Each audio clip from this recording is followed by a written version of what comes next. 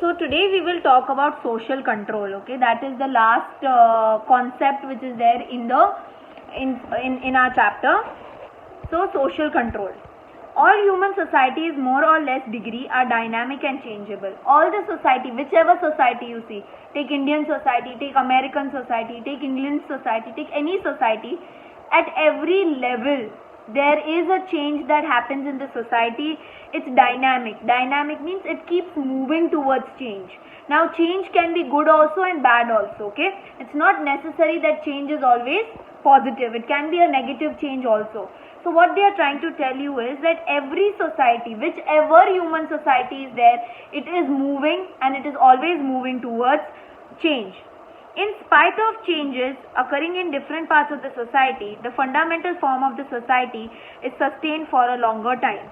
So they are saying that whichever society you take, whichever part of the society you take, you do see the change happening. Even if it is small change, there is change happening in fundamental units of the society. What are fundamental units?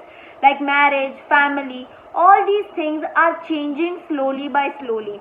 Earlier we all used to stay in joint family. Now people are staying in nuclear family. Earlier only arranged marriages were allowed, but now we are also allowing love marriages. Earlier the girl did not have the right to choose whom she wants to marry. Now the girl has the right to choose whom she wants to marry.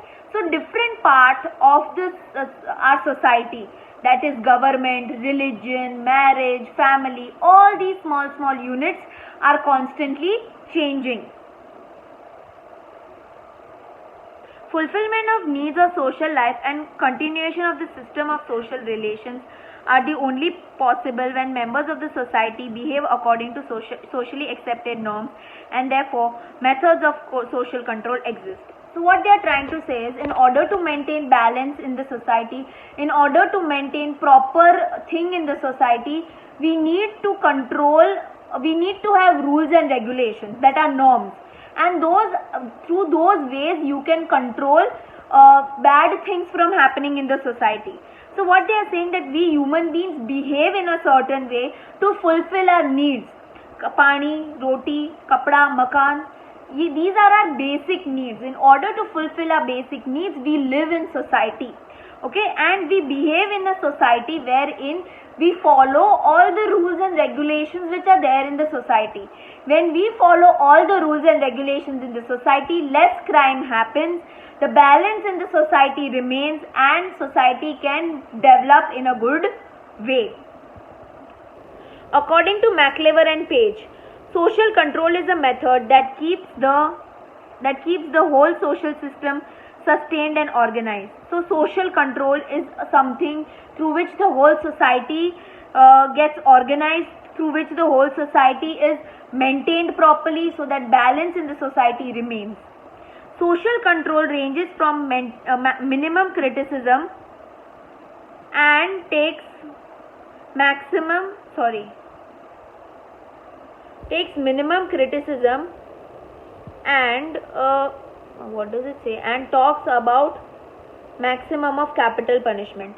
Okay, so what is it? Okay, so what they are trying to say is that social control has wide ranges. Okay, minimum is what? Criticism. Like for example, I broke a rule in the school, so what will happen? The principal will call me, the principal will scold me. That is called minimum criticism. Criticism એટલે આપણે કોઈને કહીએ કે આ ખોટું છે, આ સાચું છે, આમ કરાય, આમ ન કરાય. That is called criticism.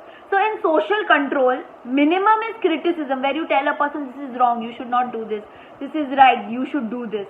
And maximum is capital punishment. Capital punishment is what? Death.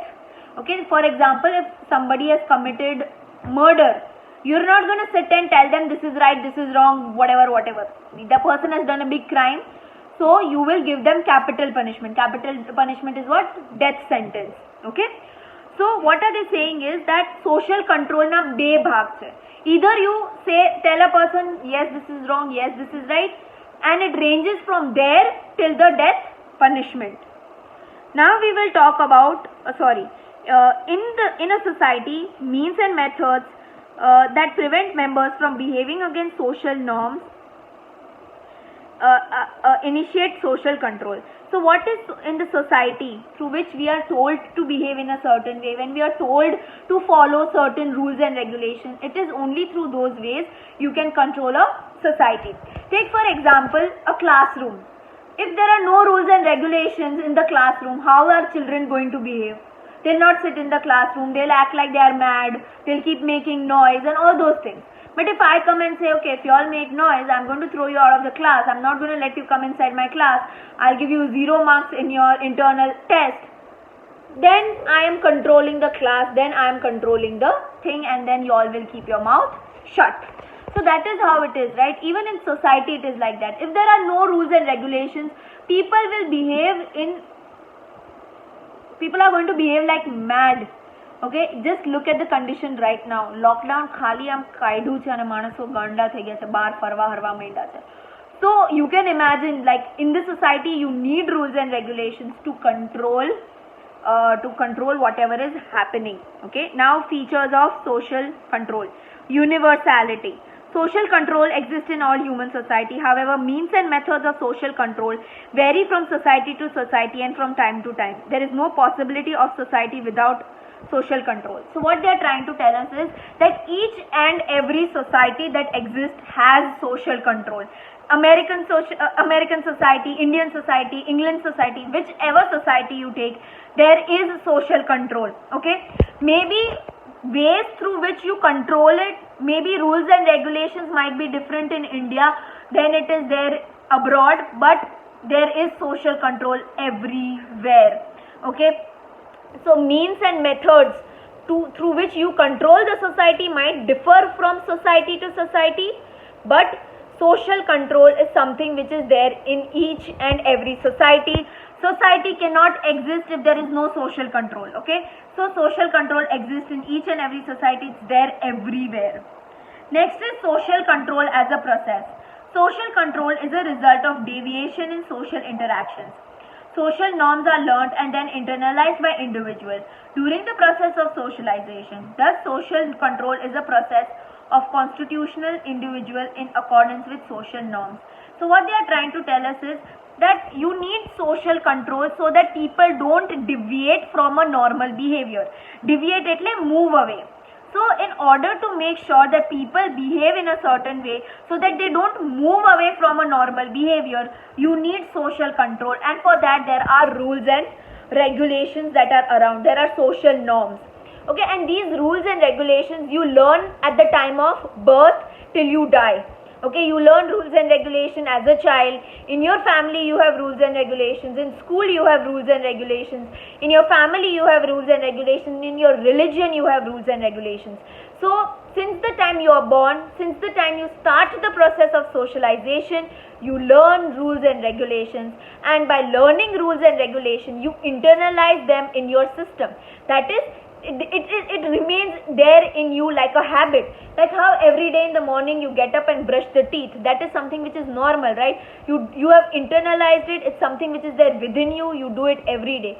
Similarly, you follow rules and regulations every day without even knowing that you are following rules and regulations. So it's something which is there within you, and every individual through the process of socialization learns rules and regulations through which you can maintain social control.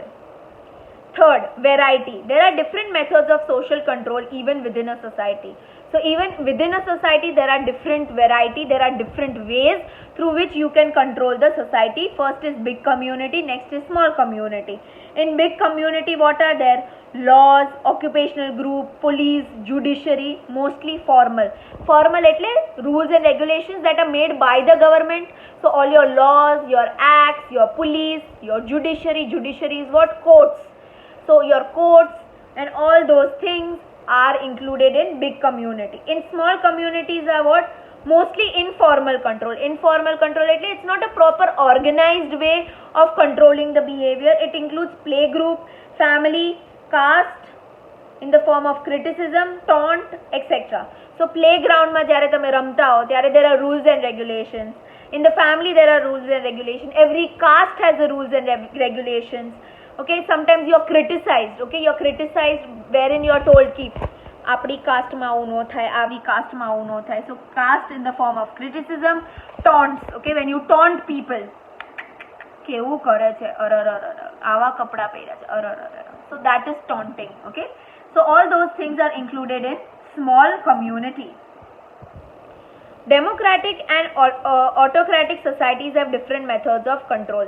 Okay, so democratic is what we live in, a democratic society where people has the right to choose the government they want. The people have the right to choose whatever they want. People live a free life. That is called democratic government. And the next one they have said is autocratic societies. Autocratic matlab એવી society જ્યાં king અને Queens હજી rule કરે છે. So both of these societies, democratic society and autocratic societies, have different ways of controlling people, have different methods of controlling people.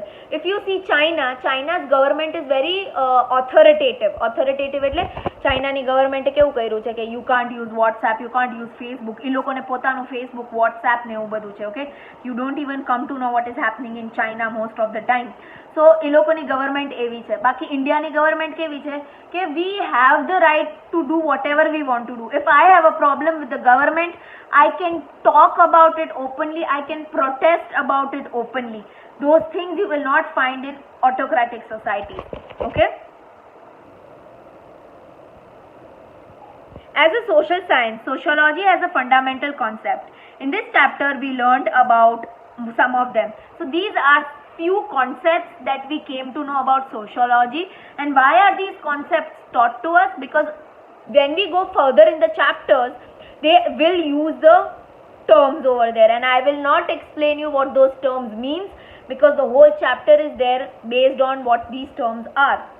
We got familiar with the concept of society, community, social status and role, norms and social control and their feature. So in these chapters we did all these concepts and we did the features of all these concepts. If you understand these concepts in detail, you will understand the importance and the subject of sociology. So you know the concepts well. If you understand the concept well, you will be able to understand the subject of sociology. In the next chapter we will try to understand about social system and social structure. So what is social system, what is social structure? It's something which we will do later on in the chapters. On Tuesday I will be starting with the second chapter in psychology.